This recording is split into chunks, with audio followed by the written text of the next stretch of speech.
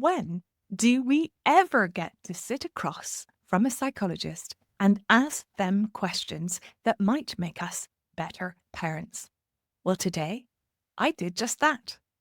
Our guest today is Sarah Mundy, consultant clinical psychologist with more than 20 years' experience working with parents and children. And she's the author of a series of books called Parenting Through Stories. Today, she shares some real practical parenting strategies for teenagers and younger kids, especially for those of us juggling demanding jobs, managing a household, maybe even supporting aging parents, as well as trying to squeeze in a little exercise, the occasional jolt of fun, and keep our stress levels in check. We dive into what it really means to show love to our kids, even when time is limited, and why prioritizing our own sanity might just be the best parenting move we can make. Let's dive in. Sarah, when we walk through the door after work, what are the critical things our children need from us to show that in our very busy lives, they are still super important? The first thing children need is a bit of connection and a bit of curiosity around how they are.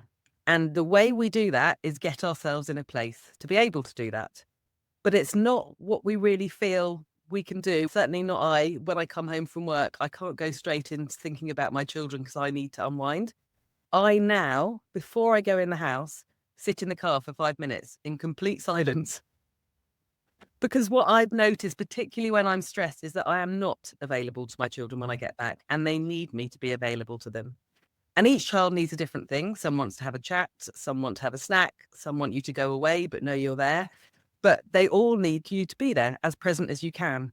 But I think given the way work is at the moment, we are very often preoccupied with it when we get in. So the first thing to do is to regulate your own nervous system, get away from that preoccupation, get away from your body being fizzy of all the things you haven't done, put your phone down and just connect. And that can be connecting in any way that's helpful. It might be a hello, it might be a high five, it might be a nice to see you, it might be a, oh, shall we have a snack?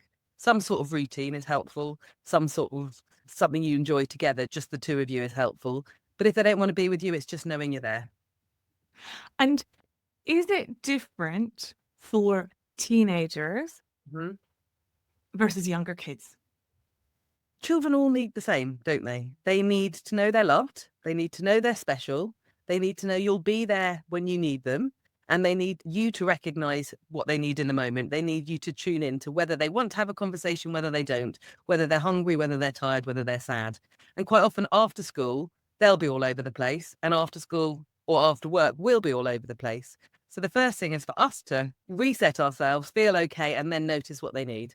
So I have a younger child who just wants to talk all about his school day and two teenagers that skulk off to their bedrooms.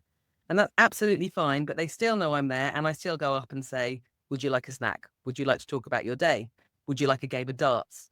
So it's about noticing in the moment what they need. As long as you're showing connection, as long as you're showing you're available, it doesn't matter what age they are. It's just knowing you're there and knowing that you're not preoccupied with your own stuff and you actually care about what's going on for them.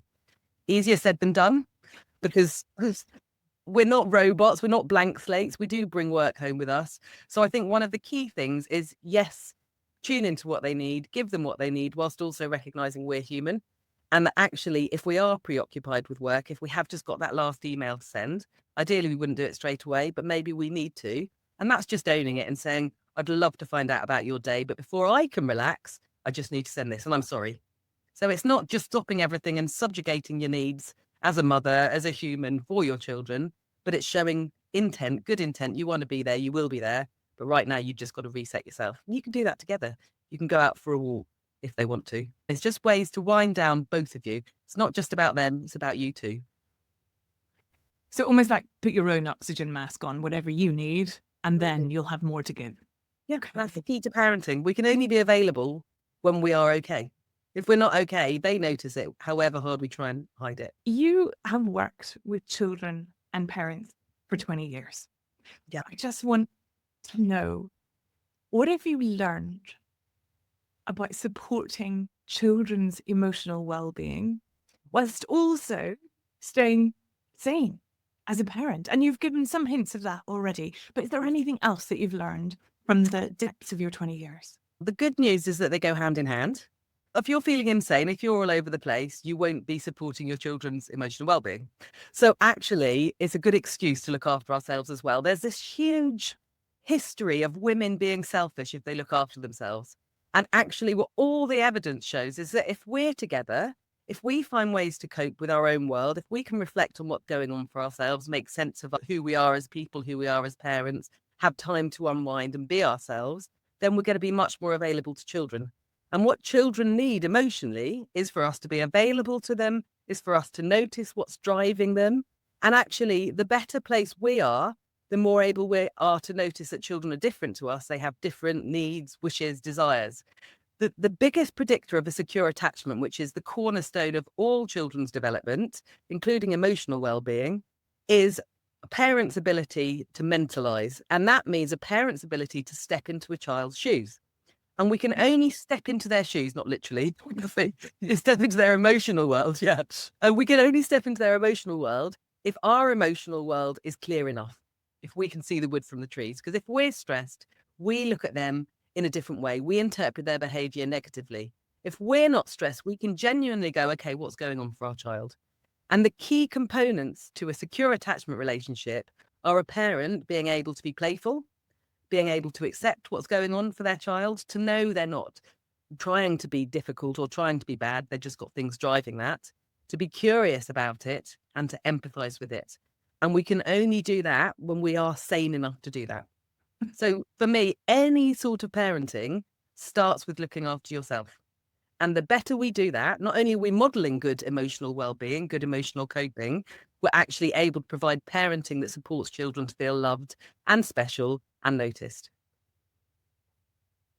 Mic drop. The other thing is there's no such thing as perfection in parenting. And the other key thing to children's emotional development is when we get it wrong, we need to lead that repair. We need to say, I'm sorry, I didn't notice you were hungry. I'm sorry, I was so intrusive. I wanted to talk to you and you just needed some space. We need to reconnect so children know they're lovable no matter what, even if they're driving us up the wall. If you enjoyed this, you might also enjoy my Life Satisfaction Assessment. It's a 30-minute program where I guide you through a deep dive into 10 areas of your life to assess what's bringing you joy and what's bringing you down. I call it Derailed. It's a fabulous place to begin a Joy at Work redesign.